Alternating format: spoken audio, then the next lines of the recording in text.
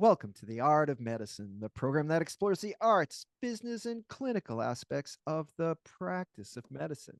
I'm your host, Dr. Andrew Wilner. Today, I have the pleasure of speaking with Dr. Christina Gomez, a gastrointestinal medical oncologist and author of Stopped in My Tracks, a physician's collection of cancer patients' quotes. But before we get started, I'd like to thank our sponsor, locumstory.com.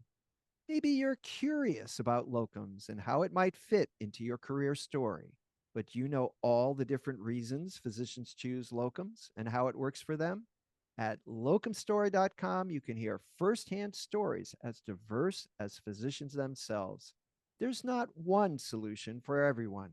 The variety of opportunities might surprise you.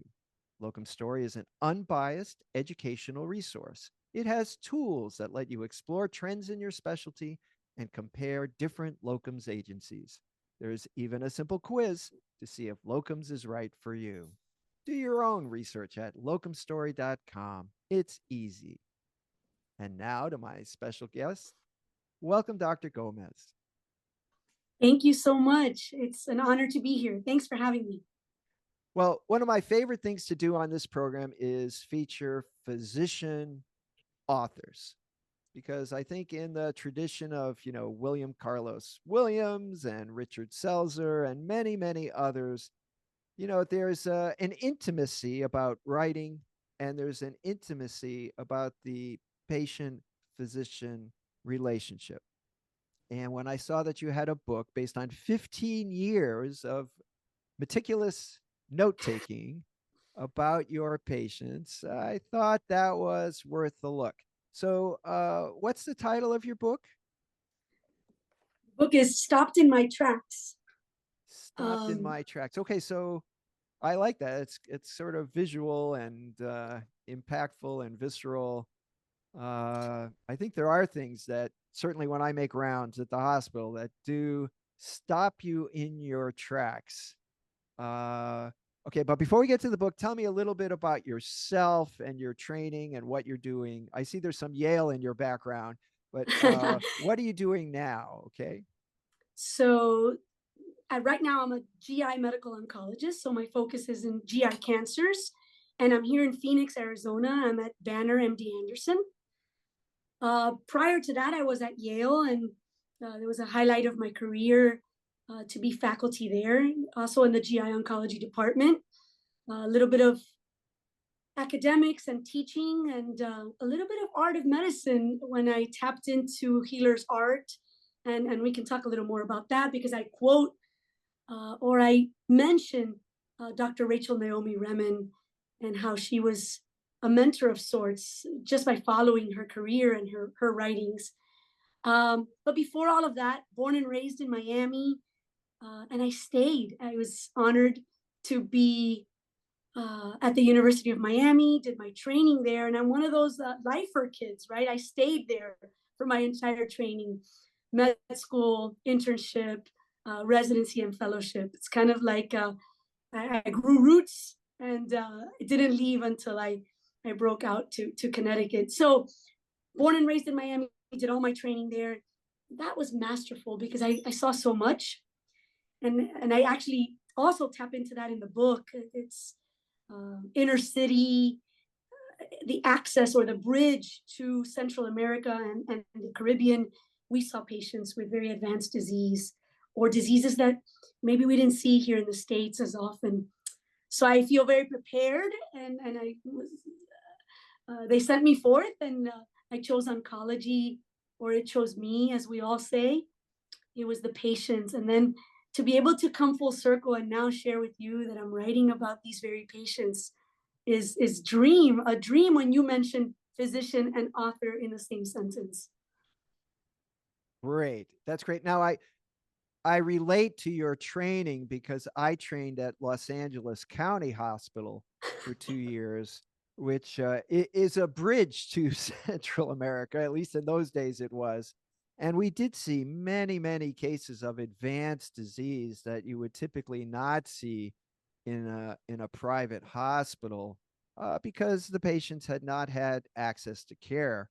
for one reason or another, which of course is a big topic these days, to make sure patients have, in some cases we have the care, but it's getting the patient and the care together.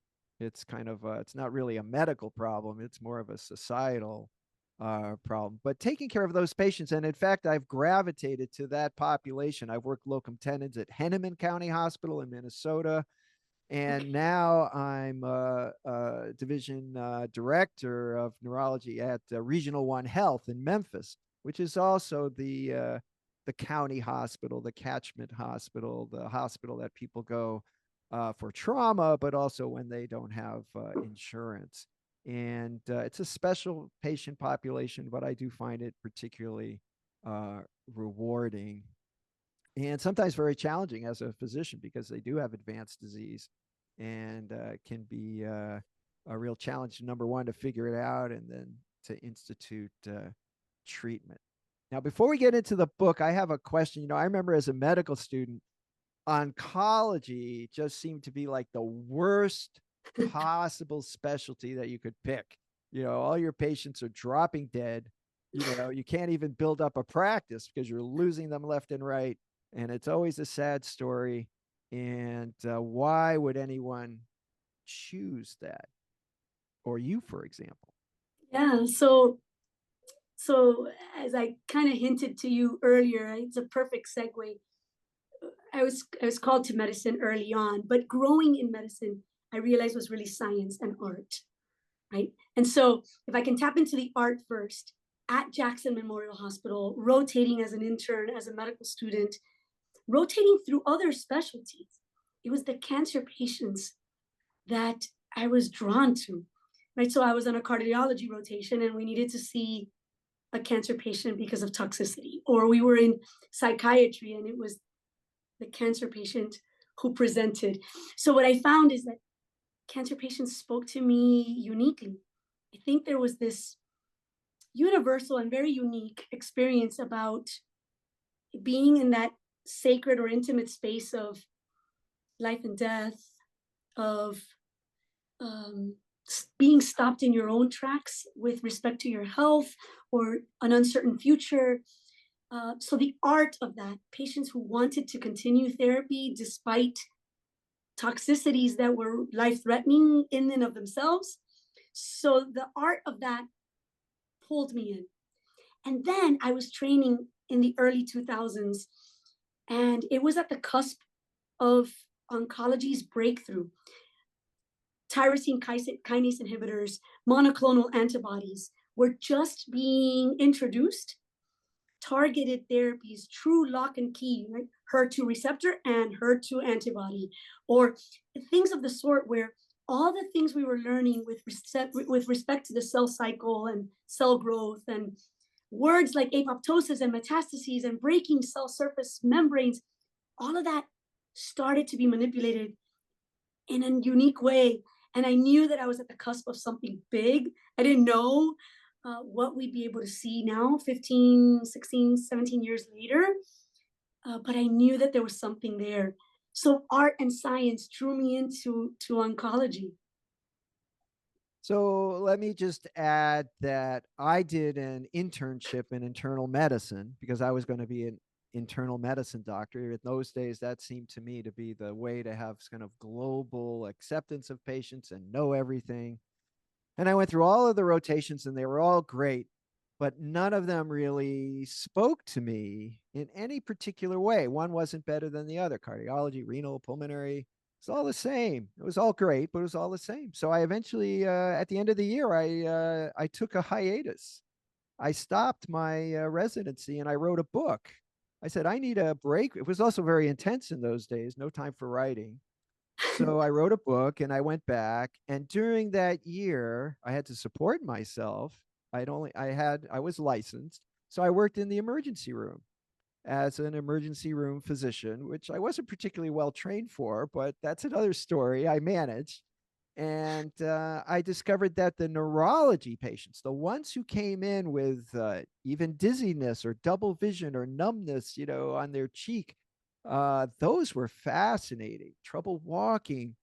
And so neurology stood out And so I've completed my internal medicine residency and I'm board certified. And then I went on to do a second residency in neurology and eventually a fellowship in epilepsy. So that's part of the advice I give to my residents and medical students. Well, the residents know, but the medical students say, well, what are you going to do? They say, oh, I don't know. I said, well, you got to find something that really, because they're thinking of practical things, night call or salary, or it's like you're going to be doing this for a long time. So you got to find something that really you respond to and that makes you feel good about doing it. And then, of course, the art of medicine, I think more and more neglected and more important would be my bottom line. So the book, tell us about the book. So first year medical school, we were asked, or we were introduced to physician authors, Perry Klass, Rachel Naomi Remen, of course, William Carlos Williams. And I thought, well, who's got time for that? But I was fascinated by it.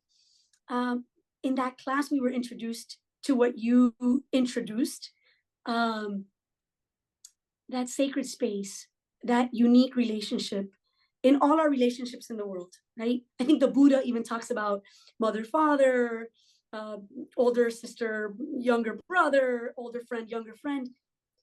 But physician and patient, a unique and a universal experience, as we are all invited to be patients at one point. But I was introduced to that moment and said, wow, there's something there.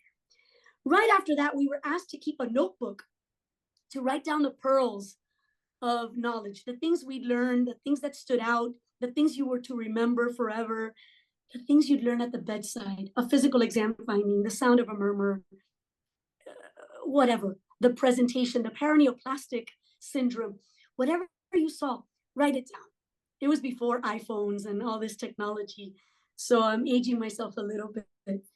But Dr. Wilner, I found that little booklet was empty. Night call, hours, catching up, studying, reading the latest paper. I never had time to jot something down. Fast forward into my fellowship, what stopped me in my tracks, what made me pause and say, I can't forget that.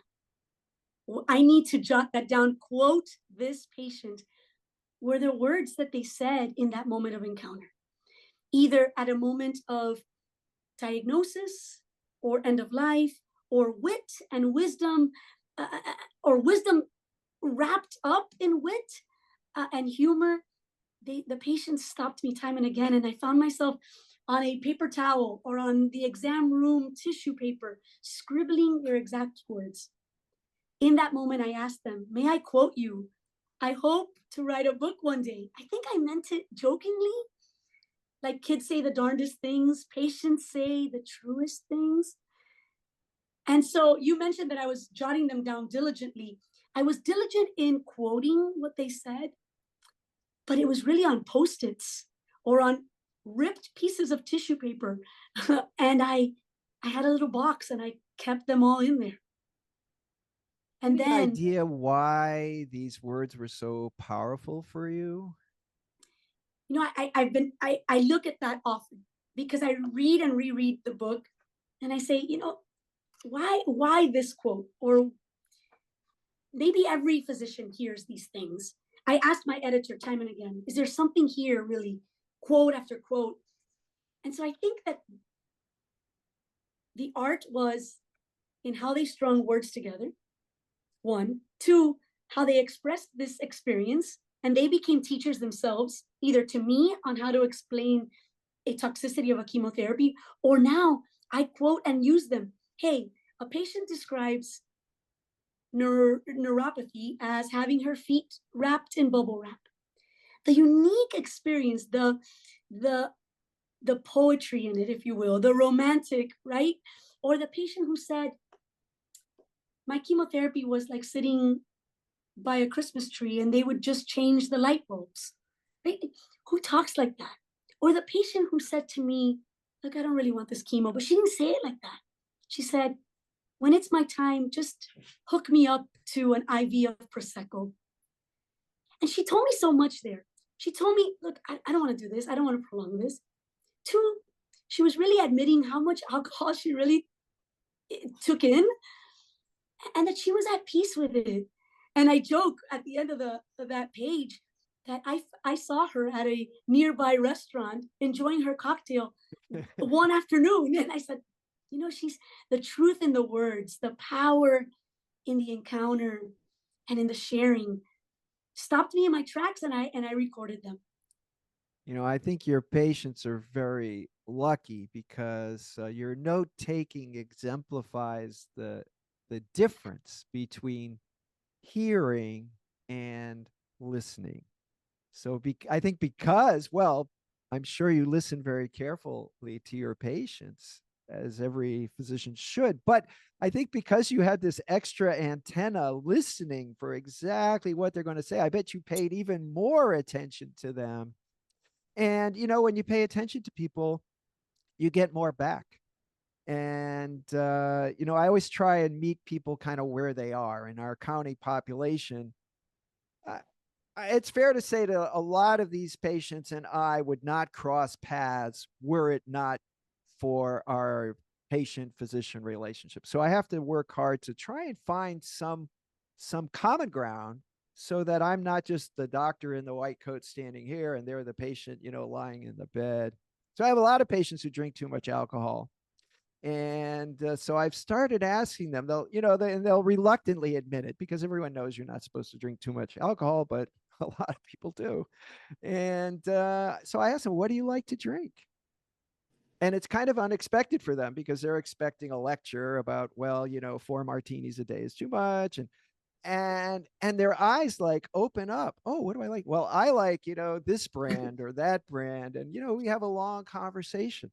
And it opens up the way for me to get more information about their disease and about their symptoms, because now they found someone who's listening, and they have a lot to say, but people are guarded, so it's a way of pulling down the barrier. So I think when you're sitting there and you're listening so carefully to what they're saying, I was flipping through your book and I saw a great one that kind of summed up one patient's experience. I guess you had a long discussion about whether they should have chemotherapy, or not. And it was a pretty dire straits. And the patient said something like, well, it's the bag or the box. The bag being the chemotherapy and the box meaning the coffin.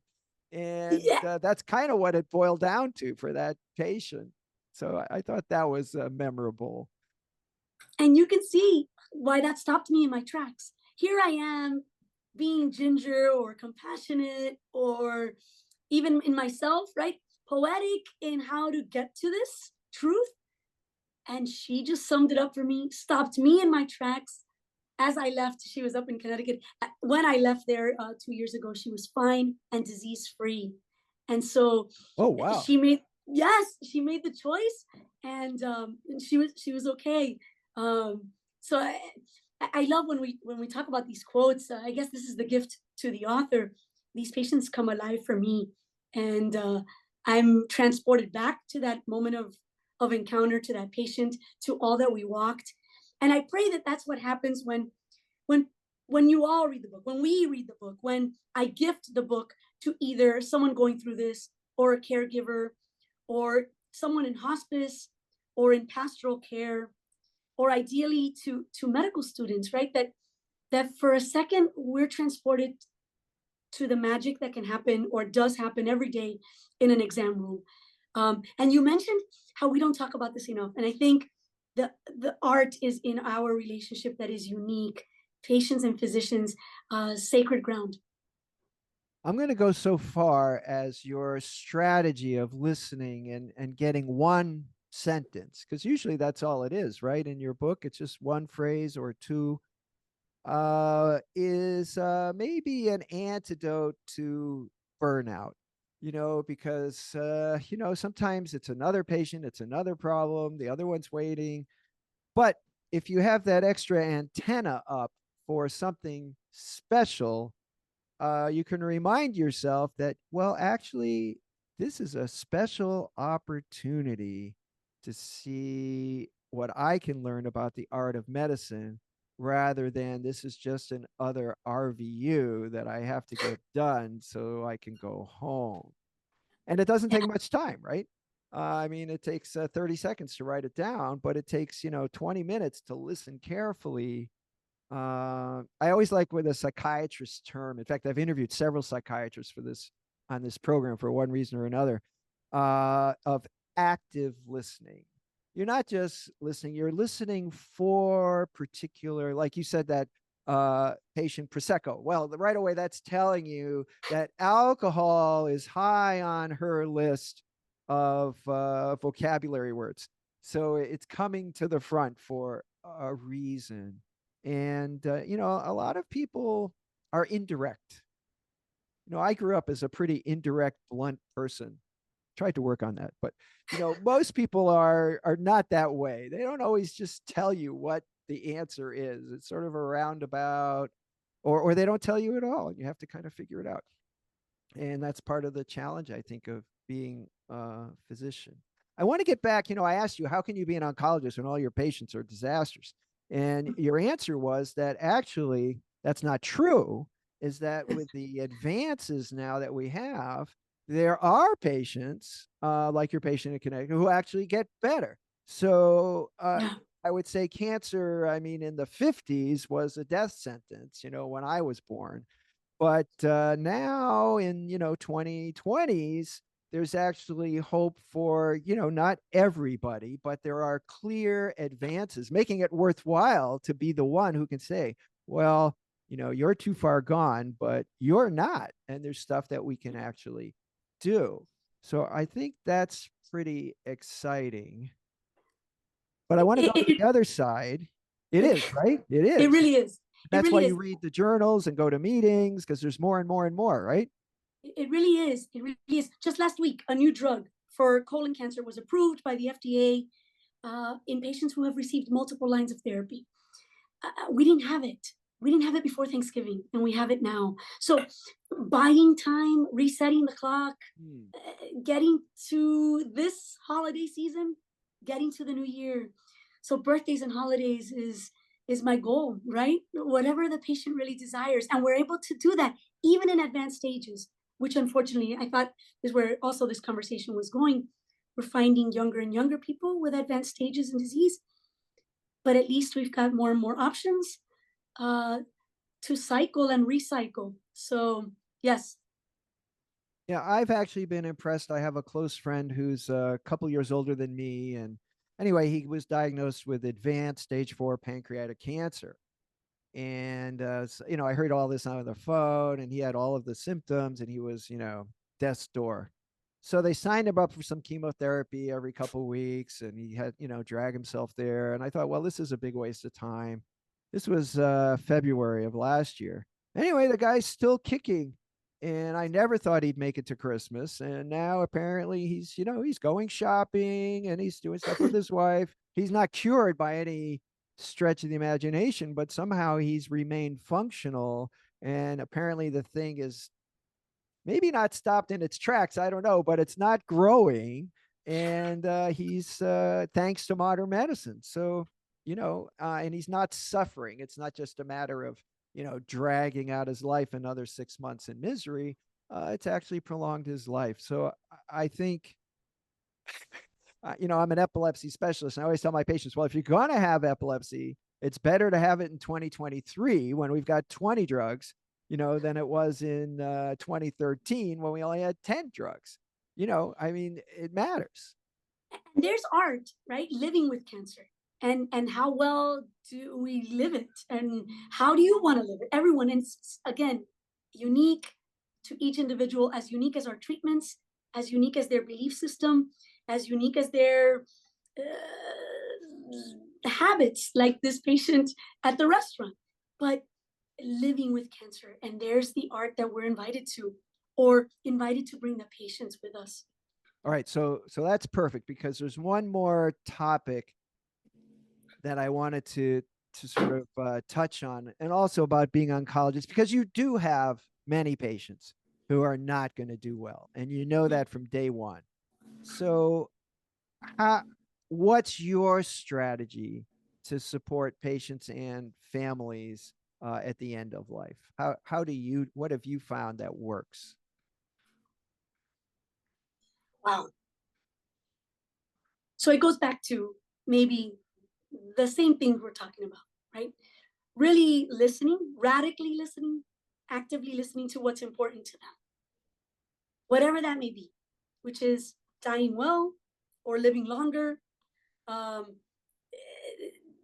exhausting all options, no matter the cost, physical cost to them, or even financial cost, if we're honest.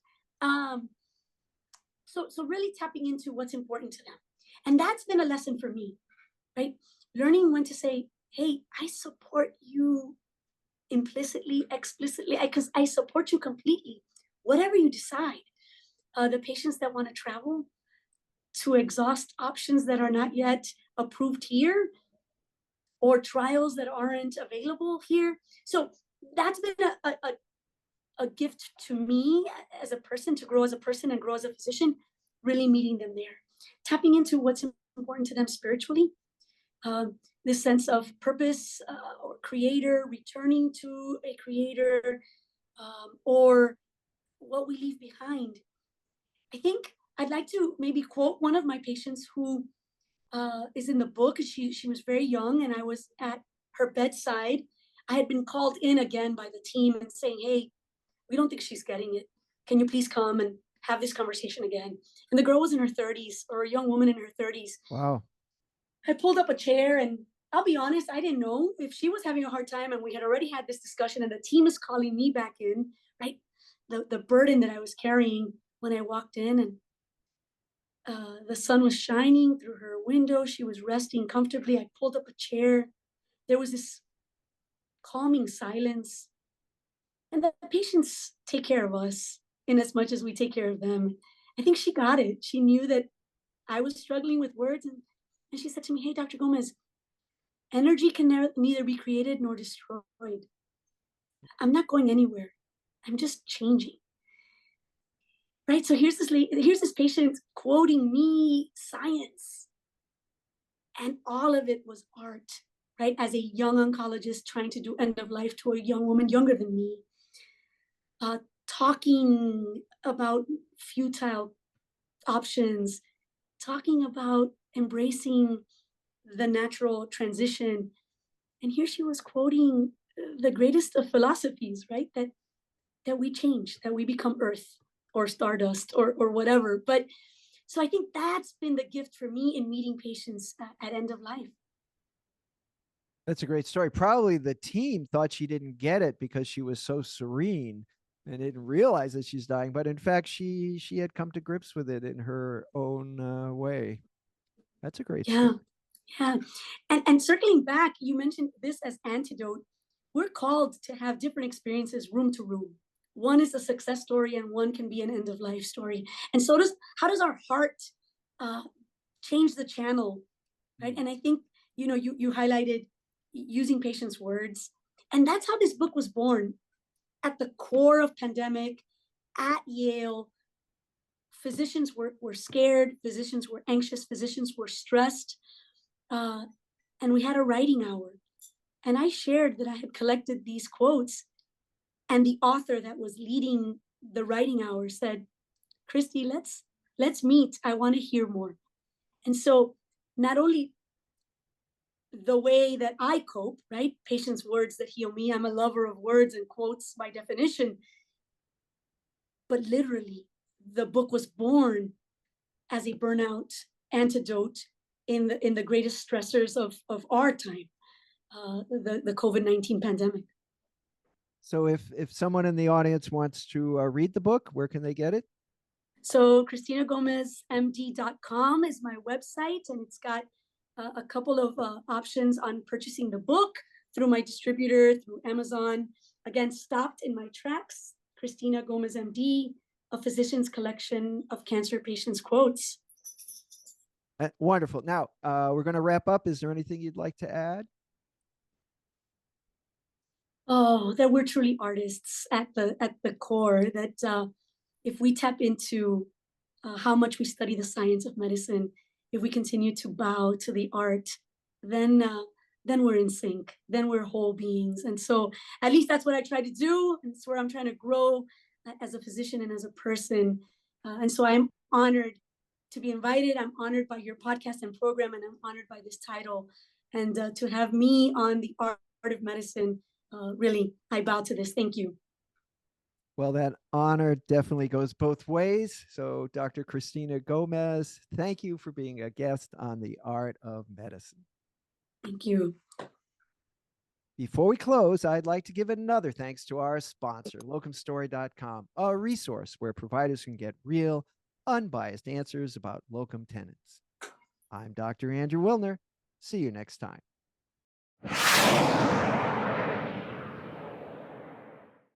This program is hosted, edited, and produced by Andrew Wilner, MD, FACP, FAAN. Guests receive no financial compensation for their appearance on the Art of Medicine. Andrew Wilner, MD, is Associate Professor of Neurology at the University of Tennessee Health Science Center, Memphis, Tennessee. Views, thoughts, and opinions expressed on this program belong solely to Dr. Wilner and his guests, and not necessarily to their employers, organizations, or other group or individual. While this program intends to be informative, it is meant for entertainment purposes only. The Art of Medicine does not offer professional financial, legal, or medical advice. Dr. Wilner and his guests assume no responsibility or liability for any damages, financial or otherwise, that arise in connection with consuming this program's content. Thanks for watching.